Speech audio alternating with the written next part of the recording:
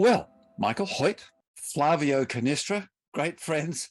Lovely to see you, but we're going to be talking very seriously today about some wonderful new book of yours. But thanks very much for joining us. It's a privilege and a pleasure to be here, Richard. Thank you. Thank you, Richard. It's an honor. And so we've already sort of indicated you from different sides of the world. We're doing a triangle around the world. So we're in California, in San Francisco, we're in Rome, and we're in Sydney. And of course, I've had to express my apologies from Matt in Brisbane because he's had a sudden family emergency. So he's called out to that. So it's just us. So we can talk about him. This is fantastic. But we have this wonderful new book, Brief Therapy Conversations. Now, it did come out towards the end of last year, so we're a bit slow, and apologies for that. But we want to talk about this. So you guys, the first part of the book, two parts. Part one, the conversations. Part two, some textual stuff and expansions on other material. But what on earth brings... and Michael, I know you from separately, and Flavio separate. What on earth brought you two together and then led you to become these conversationalists about this extraordinarily important aspect of psychotherapy? So what happened was, in November 2015, I was sitting in my office at home, and bing, you have mail. And I got an email from Flavio Cannistra, a psychologist in Rome.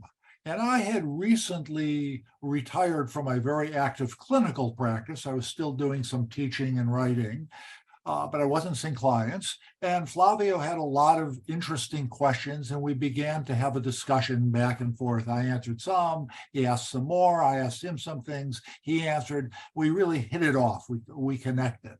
A few months later, early 2016, I was teaching a class at Mental Research Institute at Palo Alto, near San Francisco.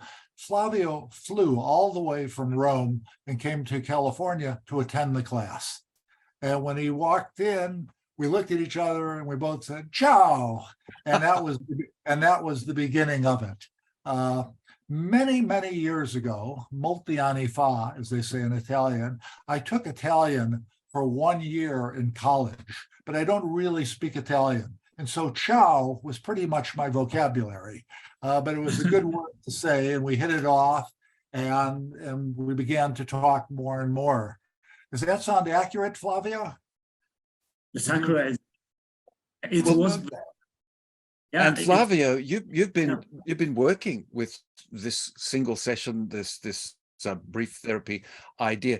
Now, were you working with this independently before you knew about Michael, or was it you were actually learning from his work? Because Michael, is the grandfather of this this idea and these teachings. What was working for you that brought you to send that email? Well, I read Moshe Talman book, SingleSession Therapy, that it was translated in Italian in 1996. So I knew SingleSession Therapy, but I actually thought that it was something like that because in Italy, nobody talked about that anymore. But one day I sent another email to a mutual friend, Michael Yapko, and I asked him something about psychotherapy, and I asked him who was the most important expert of brief therapy, and he said, "Oh, you should read all Michael Hoyt books." So I looked through the internet, Michael Hoyt, his name, his book, and capturing the moment. His book with Moshe Talman about SingleSession Therapy was the first that the internet gave to me as a result. And so I discovered in that book, in just one, I discovered that SingleSession Therapy was alive and that it was led by the greatest expert of brief therapy in the world, using Yapko's words. And I sent the email. It was very strange for me because I never traveled out of Europe before that. And in few months, I do my first passport and my few card to travel in USA, and it was great. And Michael is a great person, and it taught me a lot of things. Yeah. But you and Flavio, there's a common story here. Of course, I did exactly the same thing with Ernest Rossi, who became my mentor, and he was equally surprised. How long have you traveled, boy? Again. So I really relate to the value. Michael. After Flavio came to the class and we connected and we talked, and I a couple of times then attended and lectured at one of his classes via Skype. And then I went to Italy a couple of times in person and gave talks. Then Flavio, who is an expert, we are co-authors of this book. It's not that he interviewed me, it's an interview. It's the two of us going back and forth. But I wanted to say that Flavio then came one time to another time to California to be a presenter at one of the brief therapy conferences. And he and I then did a road trip. We drove from San Francisco down the coast to Los Angeles, had a fun time going through Big Sur and Santa Barbara and all of that. And then another time when I was in Italy, we drove down the Amalfi Coast and had a wonderful time and talking. And it was Flavio's suggestion. He said, why don't we, while we're driving, we'll talk and have a good time, but every now and then, maybe we could do a little interview. We'll talk, I'll put on my phone or my recorder. And so we had the idea, we would just have these conversations. Oh, what do you think about this? And can you give me an example of that? And how would you handle this? And so we began to talk more and more. And we, I guess in music, they say we laid down the tracks. We put the basics down and got it recorded. And then as we looked at it, Flavio again had what I thought was a brilliant, good idea. We should divide this into sections that are important topics: alliance, techniques, diagnosis, the logics that underlie why we do what we do. And then, Michael, some of the figures in the history, and we should talk to some of them. You could tell us about some of them. By the way, you said that I'm the grandfather. And Moshe Talmon and Bob Rosenbaum and I together did this initially, the Single Session Project. Now it's become quite international with people in Italy, Sweden, England, all sorts of different places. So I don't want to just, I don't deserve all that credit. That's great. I'll tell you what, Michael, just as we're going, I'm thinking, there's people listening today. They're great. They're hearing this wonderful story of collaboration and communication and things. And we're talking about this, single session therapy. Maybe we should just pause now and just see, what is single session therapy? Let's talk a little bit about and just clarify to people what it is we're talking about here. So Michael, maybe you start, and then Flavio, I'd love to get your perspectives as well. So way back in the late 1980s, my colleague Moshe Talmon was working in the same clinic I was in California, as was Bob Rosenbaum. And Moshe noticed, looking through charts and records, that many patients only came for one visit. And we thought at first, they must all be offended or angry, or they dropped out or something. But we decided to call a couple of hundred of these people and say, we see you only came one time. Why was it only one, and how you doing? And I found that the great majority of them were very satisfied with the one visit. So the basic idea of single session therapy is therapy that the therapist and client expect from the beginning to potentially comprise a single visit. When people would come to our clinic initially, we would say to them, "Hi, my name is."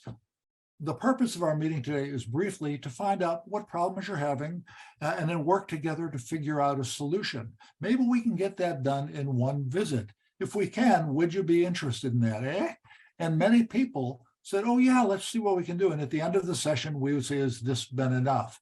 So it was not therapists who invented single session therapy. It was clients. We discovered it's a naturalistic process that many people come once. And then we began to study, who were those people who are more likely to benefit in one or less likely? What were the processes that happened in the one visit?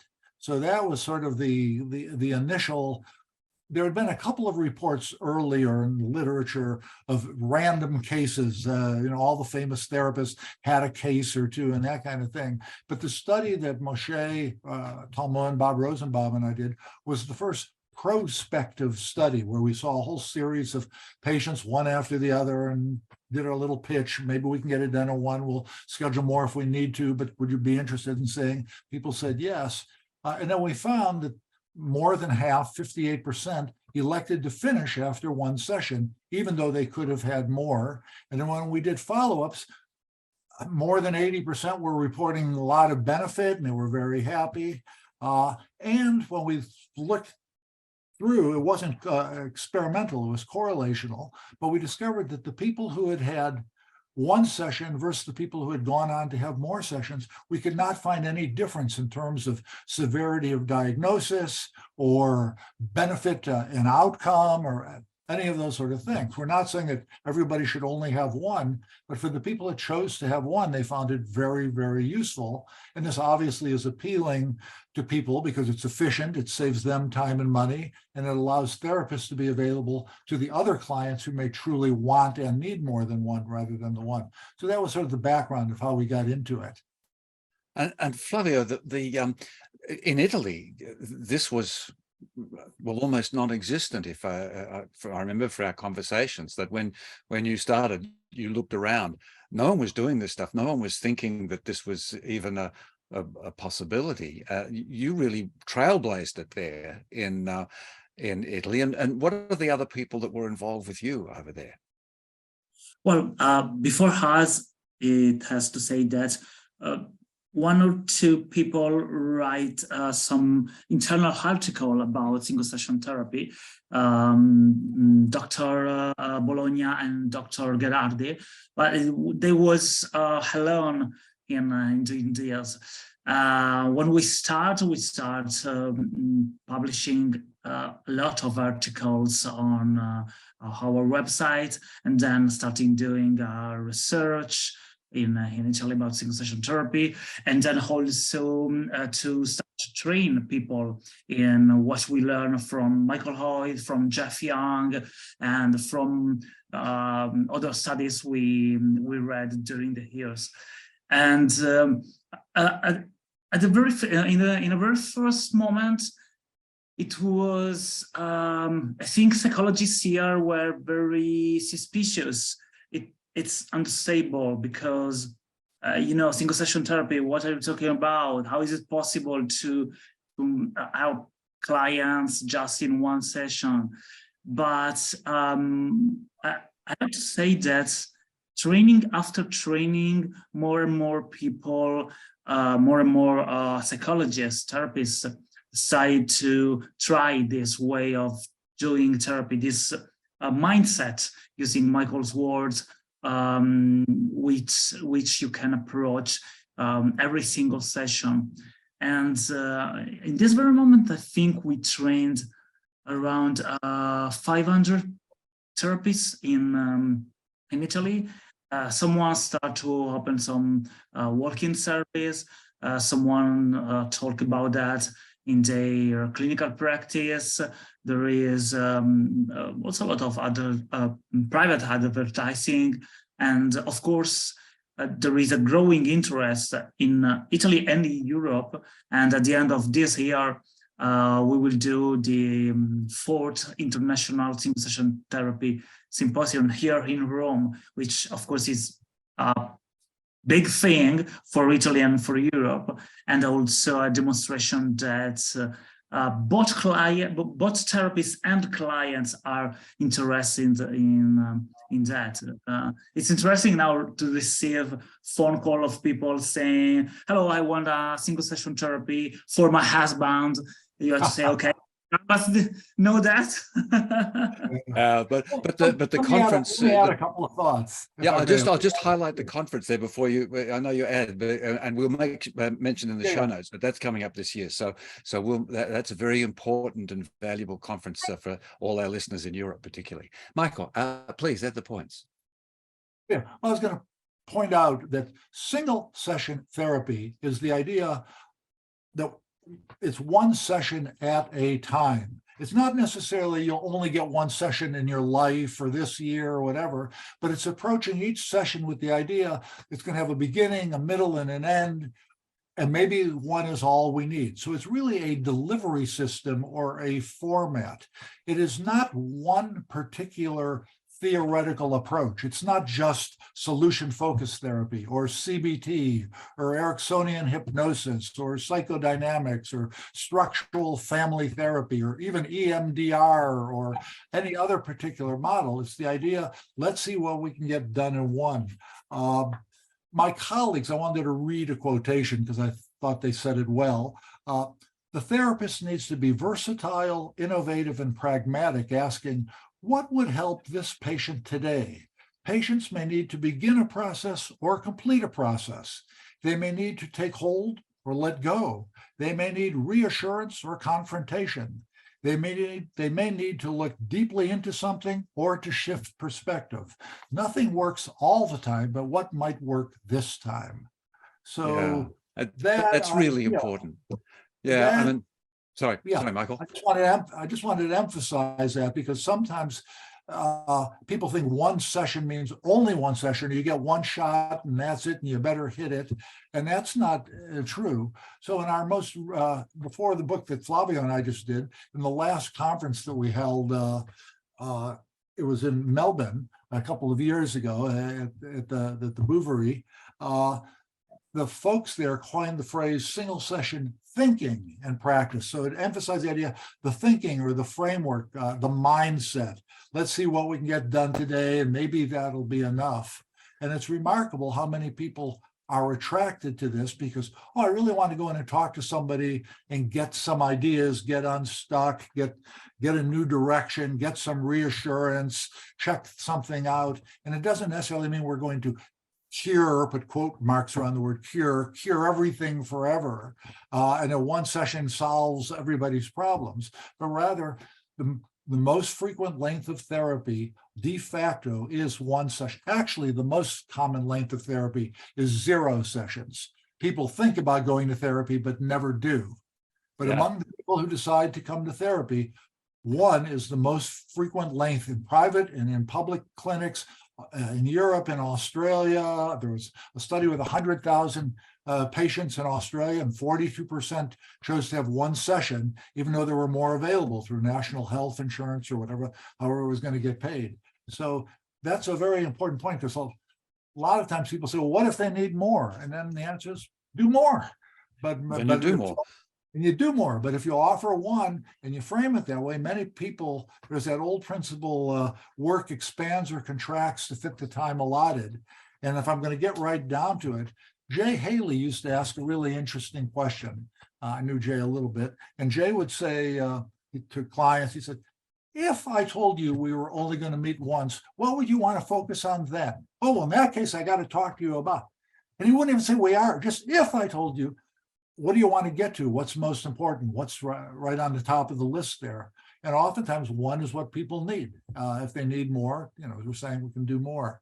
It's been fundamentally contributing to my work and how I practice as well. And what for me is really important in what you've just said. Certainly things have a beginning, and a middle is not hard to achieve. What seems to be a problem with a lot of psychotherapeutic practice is that the end is often determined by the clock.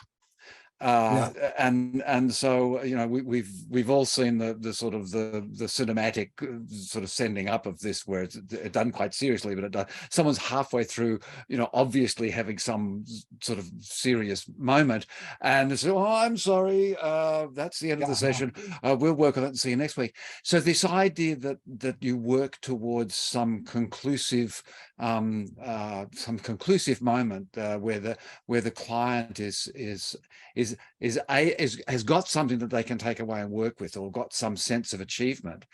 How do you find that in Italy, the receptiveness of the public? Because this is one thing that Michael was alluding to there. Both the therapists were saying, oh no, it takes more, and I can imagine, cognitive behavioral therapy is based on sort of 12 weeks, which is all based on neuroscience and the way things.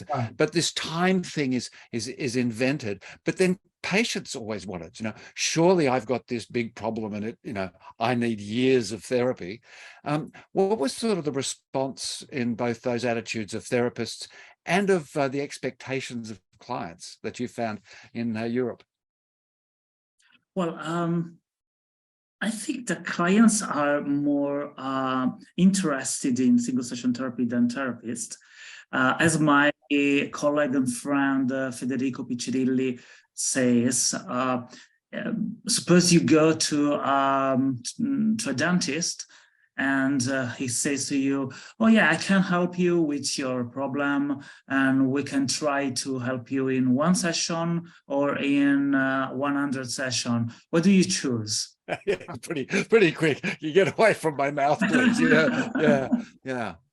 And so when you talk about single session therapy, which is a name that is very clear, is very transparent, you read it and you know what you will have. Clients are at least curious. Often they, as I say, they call especially to have a single session therapy. Sometime when we open the session, telling, hi, my name is Flavio, I want to help you in this session.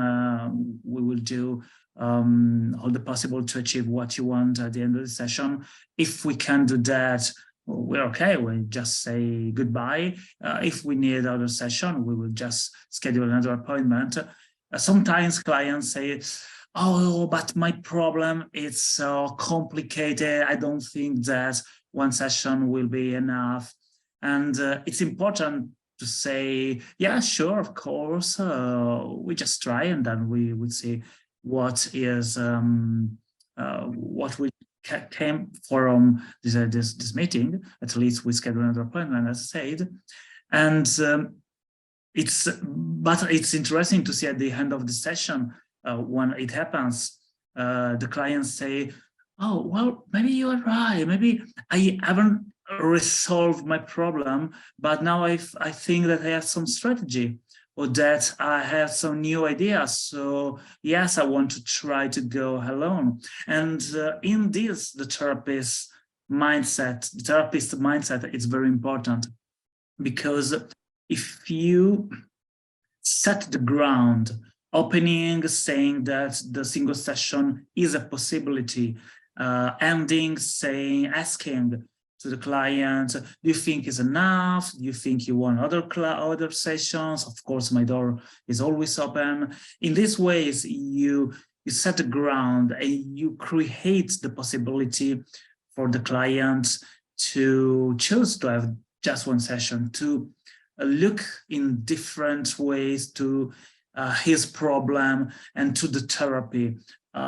For cultural things, many clients, also in Italy, which has a very strong psychoanalytic tradition, clients think that psychotherapy is something long. You can do psychotherapy in a few sessions, but it takes, for almost all the clients, it takes very, very few efforts to convince them that maybe 1 session can be enough, can be all that they need. Always specifying that you will be there if they want other sessions or if they have other problems. We are closing our research we did in Italy. We have 3 groups of psychotherapists. One group is, in one group, the subject, the clients, receive a questionnaire and the opening of single session therapy and the ending. And in the second group, there is just the opening and the ending. In the third group, just the ending. And we discovered that in the very first group, in which there is the questionnaire, which means it's a paper on which we anticipate the possibility that the session is could be 1 session could be enough, and we also ask some questions to make it possible, like what is the most important problem you want to address in this session, and what is the most important goal you want to reach at the end of the session, and so on.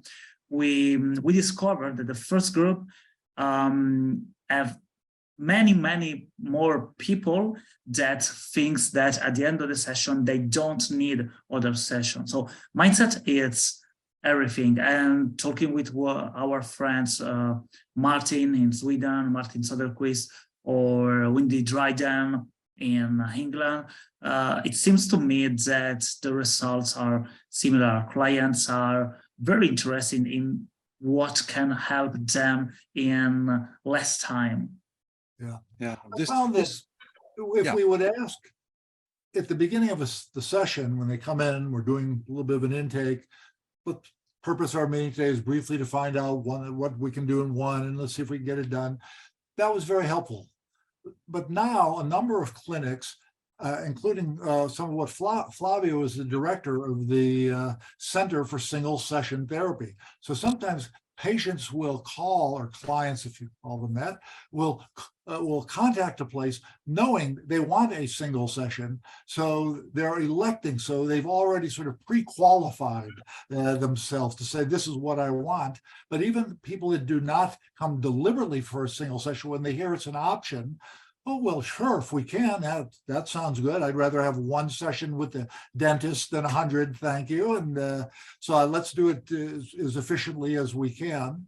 So I think it's very important that I'm emphasizing that clients have the choice, that it's not forced, that it's not you only get a session or one shot or however you want to put it.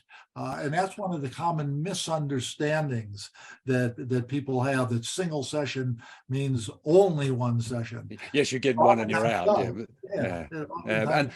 And that's really, but it does highlight the fact that there is the stereotypes we're talking about that need to be explained, that need to be eased in, that mindsets need to be adjusted to, and so this is why it's ongoing work. And we all know, we could have another session completely about this, about things that become stereotypes, things that become accepted forms, and then when we actually look at them, we realize that it's just habit. It really doesn't have a solid foundation. But I just want to habit direct us. Yes. I just want to get onto back to the book a little bit, because we're talking about that. I mean, these things we've been talking about are discussed beautifully in the preface and the introduction. We won't really talk about therapeutic relationship because I think people know about that a lot, but that's your first chapter, and that's really important. But I would like to just, and we've talked a bit about mindset, your third chapter, third discussion. But I really would like to hear your thoughts a little bit conversationally here about the second chapter on diagnosis, because this is one of the bugbears.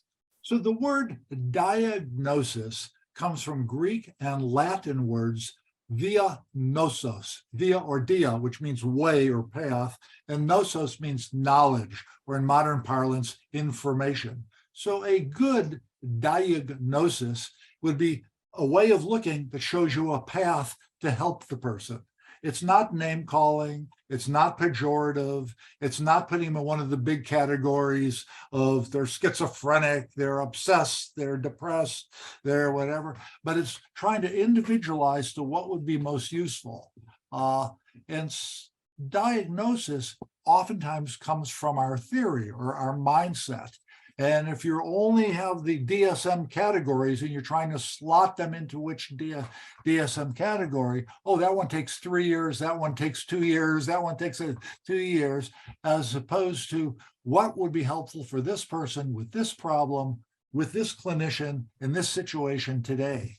And so I think the idea of diagnosis, Flavio and I have been talking a lot about this recently. We're going to write another paper about it, I think. But the idea of diagnosis is very important because we get trained into diagnosis, which is really pathologization or whatever there's pathologizing.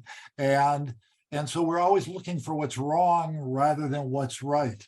And one of the things we try to do in a single session is help the person realize what their strengths, their capacities, their abilities are, to bring out the best in the person, to bring out their strengths, rather than just dragging them through the mud. And we're going to ask you all these questions. If you weren't depressed when we start, you will be by the time we're done if we ask you enough miserable questions about what's gone wrong, where most people would much rather look at what skills they have, what's gone right, that would be helpful.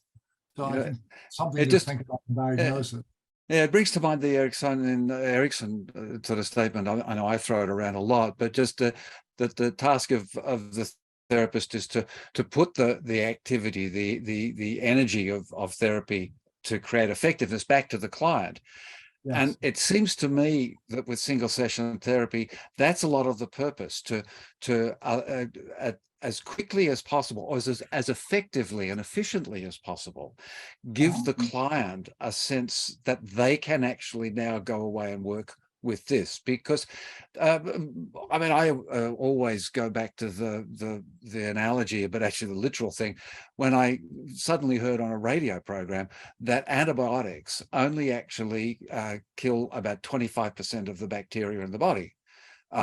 So antibiotics are not, so it's not the external things, like it's not the therapist that does everything, but certainly they add that necessary amount, because as the person who was describing this, saying we have our natural capacities and our natural strengths and things, and he said, but unfortunately that little 25% is what can kill you. So sometimes it's just that little bit that the therapist changes, shifts, alters, that then puts the client back in on the road. What's your, where am I going, Flavio, with that? Is that making sense to you? It makes a lot of sense, and you know, this chapter it's very important for me, and I was still today. I was in this very moment. I was very interested in what you say, Richard, what Michael was saying, because diagnosis, I think, was something I really want to explore deeply. When I start to talk about this chapter with Michael, well, when I start to conversate with Michael about these themes, I think that I really wanted to understand something that affects the clinic, affects the work you do with your clients. Of course, I've read many books of brief therapy, and I saw that there wasn't the classical, traditional way of put a diagnosis. And I knew that brief therapy, strategic therapy, solution-focused therapy are not normative models. And so it was clear to me why they don't talk about a borderline disorder, anorexia, and so on. But in the same moment, sometimes I, of course, face the failure during my practice, you know, and I think that I was looking for what could be good from other way of doing therapy, like CBT, cognitive behavioral therapy. And I think I thought that if in diagnosis there was some, in traditional diagnosis, nosographic diagnosis, there was some secret that we miss in brief therapy. And so I wanted to explore to better understand what diagnosis is, and why brief therapy decide to ignore diagnosis, if doing this could be a loss for us. And in the conversation with Michael, I think our conversation highlighted me that diagnosis is a way to operate, a way to work. You can use, of course, a traditional way of diagnosis, traditional way to put a diagnosis, but as Michael says, is a way that must conduce you, that must lead to you to doing something. If you want to use the DSM, you can do that, surely. Of course, you don't want to, you wouldn't label your client with a word. And but if you want to use that, you can do that, but you must ask yourself, why I'm doing this? Why I'm using this tool and not another tool? Is this tool, is this kind of diagnosis useful, more useful for me, for my client to solve this problem quickly? And also, what implies diagnosis? As Michael said, if I use a model to label people, to that imply that that client, that person is sick, maybe I'm I'm making real something that it's not real, or that it's real in a very different way. We used to talk we used to use the medical way of talking, but we're not about livers. We are talking about meanings. I think that there is an interview that Michael did to Michael White, and Michael White said it's very different talking about livers, talking about this thing that I can't touch, that I can't see, talking about meanings, about relationship, about how my values, how I think is right or bad. And so the problem with a kind of diagnosis is that treat the problems of people like this thing, like if I can touch this, and this this reveals the problem of use label, of use system, thinked to help the therapist but that's hand to amplify the problems. I don't know if I no, it's fabulous. That's fabulous. I mean, I just quickly in my head, I go, yeah, when we're talking about the cup and things, we're talking about closed linear systems. And when we're talking about meanings, we're talking about these open complex systems. And we mix those two up. And that's a discussion that I've had many times on air. But Michael, you're champing at the bit there. Steve DeShazer, in an interview we did, pointed out that most of us do not function as mental health professionals. We function as mental illness professionals. We look for what's wrong rather than what's right.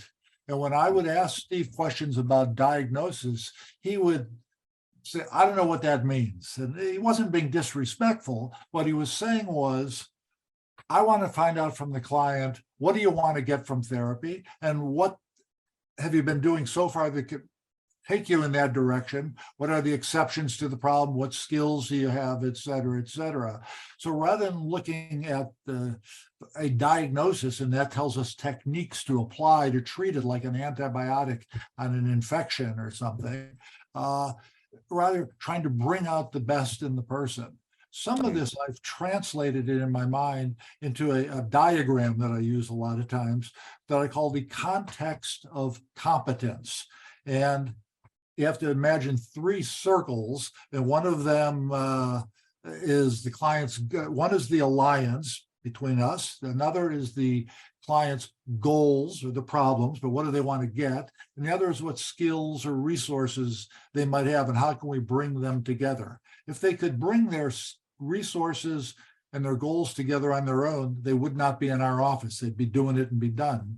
So if they only, if they have goals, and we have an alliance, but we don't talk about the resources, then we're just doing pathology. What's wrong? And oh, that's miserable. And if we just talk about their resources, we have an alliance, we talk about their resources, but don't talk about their goals, then we can have a nice mutual admiration society. We can be friendly, but what's the therapy here? What are we working toward, or what are we trying to apply? I'm not anti-diagnosis. I'm anti-destructive diagnosis, or overly pathologizing diagnosis. I think we all have, even if the diagnosis is something as vague as, it's more like a theory, like, oh, they're not using their resources as well as they could, or they're overlooking something. We have some idea that they need something to move forward. And the idea is to try to figure out what's the move forward instead of what's holding them back. It's much more of a shift to the positive rather than trying to reduce the negative. It's trying to build on the positive. That reductionism we all hate. Now, look, time's ticking along, so we and we know that unfortunately. I want to say a couple other things about the book very quickly. Yeah, I just wanted to ask sorry, Mike, just before you go, and I know there's some things, and please keep that as we'll do the summary, because there is one more section. I don't want to wind up just yet, because and we've done some lovely things there, but chapter 8.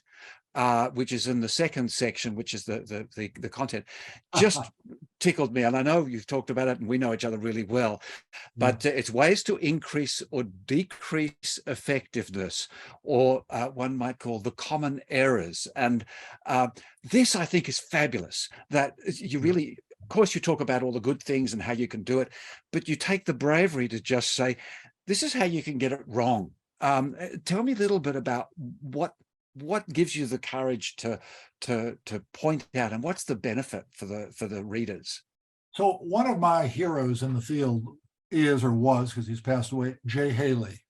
And Jay wrote a paper on how to be a failure, and then how to be a supervisor and know nothing, and how to be a failure and he wrote these things, and they were tongue in cheek, but they were ironic. He was pointing out, here's ways to screw it up. And so Flavio and I, teaching workshops, we made a list of common, frequently asked questions, common things people would ask. And then we found kind of cute or clever ways to put them in the negative, if you will. Don't do this, don't do that. Tell yourself that you must do a single session. It has to be only one session. You only should use your favorite model of therapy. If they don't fit in your model, screw them. It's their fault. It's just your problem, yeah. Tell them at the beginning that they're only going to get one shot. One session. Well, what if I need more? I can pay for more. No, you only get one. Or you start the session by saying, before we begin, I'd like to say that if you want real help, we'll make a bunch of appointments. But if you just want to skim over this, we can do it in one. Oh, I don't want to do that. So you find some way to undermine it. And we made a list of some others. Disregard reality. Get into their fantasy life and what was your infancy and all that. Instead of talking about what's going on in their life and what their options are now. I think these are fabulous, Mike. I know you might find another one just while I'm looking there, but just this idea, as you say, tongue in cheek, but actually you go, what is it? Many a thing said in jest, and that's a chapter to read, just to not accost yourself or assault yourself with the stupid things you can do, but then you look at those points and you go, oh, actually, that would be stupid, and I think I could have done that occasionally. Yeah. I like the whole book a whole lot. There's several chapters that to me sing to me even more than others. One is the one that you like, the common errors in single session therapy. I think the chapter that Flavio is the first author of, the one on the logics, what is the purpose or the objectives behind the techniques? Why are you using this? So it's the why, not just the how, is brilliant. And when a shortened version appeared in a journal, one of the journal reviewers said, I'm going to assign this to all of my students forever. This is vital information. I like that one. And then I like the whole book, but I also like very much the 5th chapter, where Flavio gets me to tell a bunch of stories about people I knew along the way, and Steve DeShazer and Bob and Mary Goulding and Carl Whitaker. And each of the stories is something about go for the experience, follow a path with heart, look for their strengths, keep your eye on the prize, have love as you're working with the people. And I think that's what all of this is really about, is trying to bring out the best in people, and partly by bringing out the best in ourselves, meeting them in our, I don't mean to be, too vague and say our higher self or something like that, but bringing out the best in people rather than just trying to muck around and pretend that we're medical doctors trying to figure out what's wrong with your liver or your bone or, or something like that. I think much more what we're doing is creating a world with the person. How you look influences what you see, and what you see influences what you do. And some stories are better than others because they get people to look at their strengths. They have hope, they have optimism, they have encouragement. So that is sort of what a lot of the book is about. And, that chapter on common errors, I like it because I tend to be kind of ironic and satiric and sarcastic, and I could just hear Jay chuckling. I once sent Jay Haley a Christmas card. We knew each other back and forth. I sent him a Christmas card, and it's at the manger in Bethlehem. And Mary's saying, Jesus, close the door. Where were you born? In a barn? And it's sort of funny, but what is really funny about it is that it gets into the humanity of the whole situation and different ways to look at it. And what Milton Erickson talked about a lot was that people come in with one, he didn't use the word mindset, but one frame of mind. He said the basic problem is rigidity, that people are locked into a way, and our job is to open the door, if you will, to help them have other ways of operating, reminding them of things, whether they've already done them or they want to do them or somebody knows them. And I think that's what a lot of the single session therapy is that we've been talking about. I think it's fabulous, Mike. And Michael's just on a sort of couple of favorite chapters there. Flavio, you need to be given the same opportunity. Yes. Do you have a favorite chapter or two, or just something, a comment or two you want to make as we sort of move towards our wrap up? We'll have final words in a second, but what are your chapters? I think I like the book because it's so conversational, and it's a kind of book that you can read one time on the beach, just like a very quick reading, but you can also read it again and again and find something deeper and deeper and interesting. But if I have to pick a chapter, I probably will pick the mindset chapter, because mindset for me is a very interesting topic in the last 2 years, 3 years, I don't know. Understanding how the mindset can shape the therapy.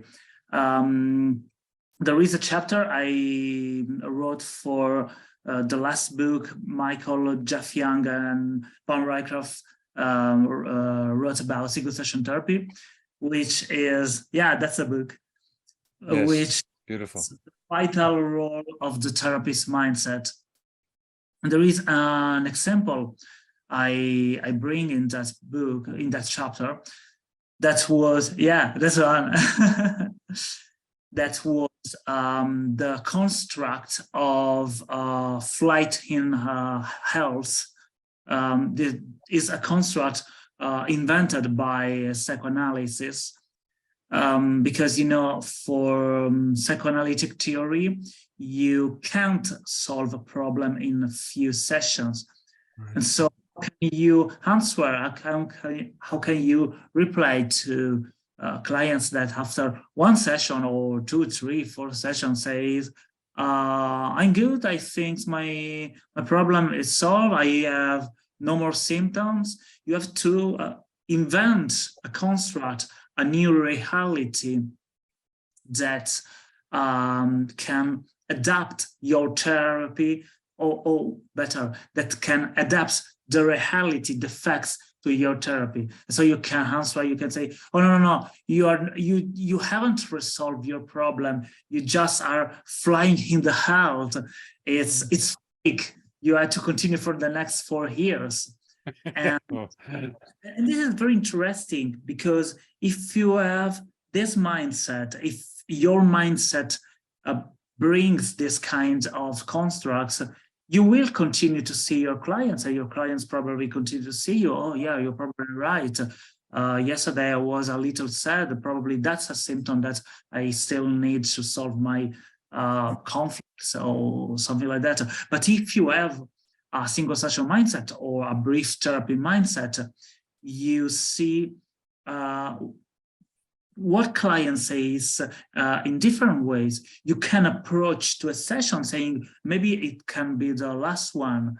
So thinking about mindset, thinking about how we create realities, how we as therapists create a different therapy from clients to clients, it's probably what is, to me, what is more powerful in this book, in general, in psychotherapy thinking. Beautiful. Michael, I think if I could leave it to you to do a bit of a wrap up and those final words, and of course you've got another comment there that you want to make, so please jump that one in as well. I want to emphasize that this book is really a collaboration between Flavio and myself. It's very, very important. And I've read the book now several times. Not only did I write it, but then I read it. And this is a book I wish that I had read 30 years ago, 20 years ago, 5 years ago. This is fun. Flavio and I, in the interviews and the way we polished them up, we are on fire.